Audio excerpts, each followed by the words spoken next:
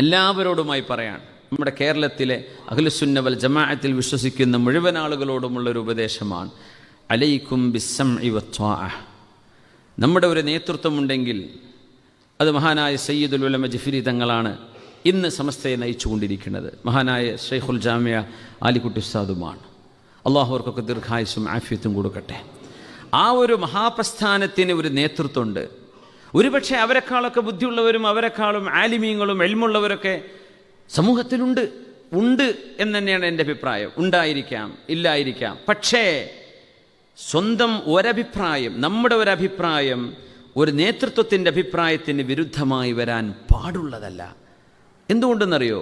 ഈ ഉമ്മത്തിന് ബറക്കത്ത് അല്ലാഹു എടുത്തു കളയും. ഒരുപക്ഷെ ആ നേതാവിൻ്റെ അഭിപ്രായം നമ്മൾ സ്വീകരിക്കുകയും അതിൽ ഖിലാഫ് ശറഅ ഒന്നുമില്ല, അത് നമുക്ക് അംഗീകരിക്കാൻ കഴിയുന്നതാണ്. ഒരൽപ്പം കോംപ്രമൈസ് വേണ്ടി വന്നേക്കാം, ഒരൽപ്പം പേഷ്യൻസ് വേണ്ടി വന്നേക്കാം, ഒരൽപ്പം നമ്മളതിലേക്കൊന്ന് ഒതുങ്ങിക്കൊടുക്കേണ്ടി വന്നേക്കാം. എന്നാൽ പോലും ഉമ്മത്തിൻ്റെ വഹ്ദത്താണ് നമ്മുടെ ഒരു അഭിപ്രായത്തെക്കാളും അവിടെ വലുത്.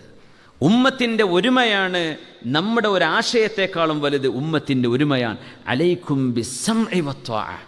ഫേസ്ബുക്കിലും അല്ലാത്തടത്തും എഴുതി തിമർത്താടുന്ന നമ്മുടെ കുട്ടികളോടൊക്കെ പറയാനുള്ളത് ഇതാണ്: നിങ്ങൾ ഈ ഹദീസ് ഒന്ന് ശരിക്കും പഠിക്കണം, ദീന് കൊണ്ട് കളിക്കരുത്.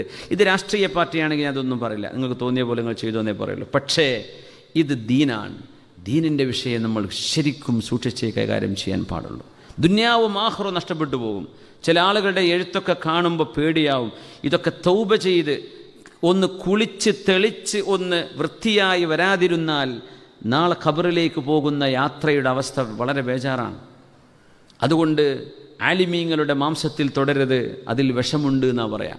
സാധാരണ മനുഷ്യനെ ഗീബത്ത് പറയുന്നത് അവരുടെ മാംസം തിന്നുന്നതിന് തുല്യമാണ്, അല്ലേ? ഒരു ആലിമിനെ മോശപ്പെടുത്തുക, ഒരു പണ്ഡിതനെ മോശപ്പെടുത്തുക, ഒരു സയ്യിദിനെ മോശപ്പെടുത്തുക എന്ന് പറഞ്ഞാൽ ഫഇന്ന ഫീ ലുഹൂമിഹിം സുമ്മ, അവരുടെ മാംസങ്ങളിൽ വിഷമുണ്ട്. വിഷം കുറച്ച് മതി കടിച്ചാൽ, കുറേ തിന്നേണ്ട ആവശ്യമില്ല.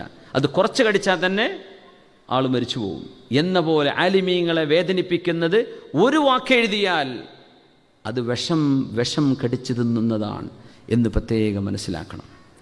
അള്ളാഹു തെറ്റുകളൊക്കെ തിരുത്തി ഒരുമയിലും സന്തോഷത്തിലും നമ്മുടെ നേതൃത്വം അംഗീകരിച്ചുകൊണ്ട് മുന്നോട്ട് പോവുക. അതിന് അള്ളാഹു തൗഫീക്ക് നൽകട്ടെ.